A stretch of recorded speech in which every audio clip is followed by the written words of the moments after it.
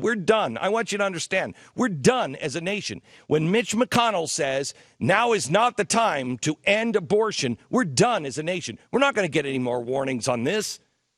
Evil is rampaging right now.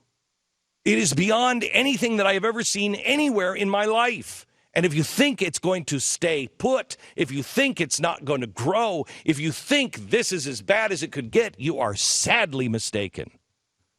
And when our government says, you know what, next week we're going to go with Iran, we're not going to go with Israel, we're not going to go with common sense, we're going to allow Iran to have a nuclear weapon when their mullahs and their clerics and the Ayatollah has said it is time to stop just speaking words, it is time to put our words into action with the great Satan and the little Satan.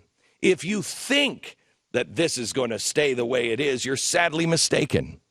If you think that all of our streets and all of our policemen, all of our towns aren't going to see protesters and more killings, if you think this is just going to be relegated to the Baltimores and the Fergusons of the world, you're sadly mistaken.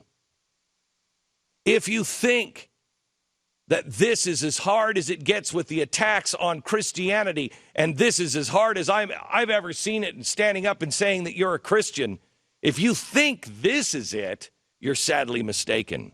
If you think our kids are in school right now, and this is as bad as it's going to get, this is as crazy as it's going to get, where boys who identify themselves as girls, no sex change, no nothing, they just identify themselves as girls, can now go into a girl's bathroom and turn a school completely upside down, and they have the right to do it, and all of the experts come out and say, how dare you even question his feelings? If you think this is as bad as it's going to get, you're sadly mistaken.